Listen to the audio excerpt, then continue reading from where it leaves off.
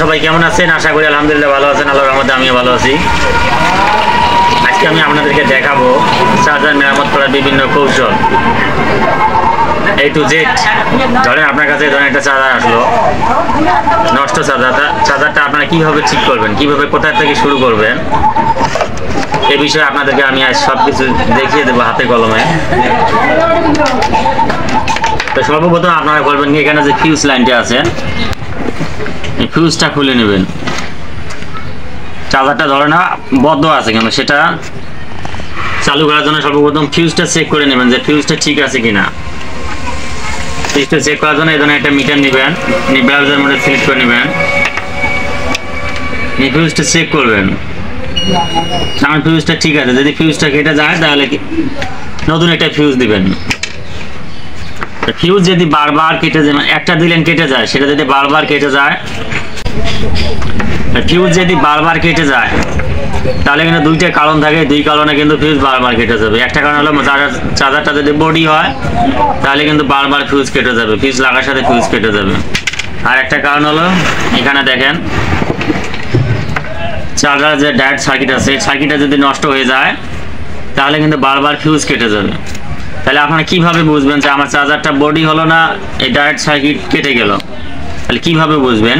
এই বোঝার জন্য আপনারা এখান থেকে একটা লাইন খুলে নেবেন। ডিসি যে তার বাঁধানো আছে, ডিসি কয়েল বাঁধাই না, এখান থেকে দুইটা লাইন আছে, যে কোনো একটা লাইন খুলে নেবেন। ডিসি সার্ভিসের একটা লাইন খুলে নেবেন ডায়োড সার্কিট থেকে। খুলে নেওয়ার পর চার্জারটা লাইনে দিবেন। লাইনে দিয়ে দেখবেন যদি ফিউজ কাটে আবারও তাহলে চার্জারটা বডি হয়েছে, আর যদি ফিউজ না কাটে তাহলে জানবেন চার্জারের ডায়োড সার্কিটটা নষ্ট, এই ডায়োড সার্কিটটা নষ্ট হয়েছে। তাহলে এটা মেরামত করলে ঠিক হয়ে যাবে, তাহলে এটা মেরামত করবেন, ঠিক হয়ে যাবে। আর যদি সেটা খোলার পরও চার্জারের ফিউজ আবার কেটে যায় তাহলে চার্জারটা বডি হয়েছে। এবং বডি সারানোর জন্য দেখবেন আপনারা এই চার্জারটা খুলে দেখবেন, এখানে যে নাটটা আছে নাটটা খুলে দেখবেন যে চার্জারটা কোথাও আটকানি আছে নাকি না, এটা ভালো করে চেক করবেন। যদি আটকানি না থাকে তাহলে ভিতরে এসি লাইন যে কালেকশন আপনাদের আছে প্রাইমারি তার, সেটা বডি হয়েছে। সেটা যে সাইড পোড়া থাকবে, যেটা সন্দেহ থাকবে, যে সাইড সন্দেহ আপনার মনে হবে এই সাইডটা পোড়া গেছে, এই সাইডটা যে কোনো এক সাইড খুলবেন, খুলে সেটা মেরামত করলে সমাধান হয়ে যাবে।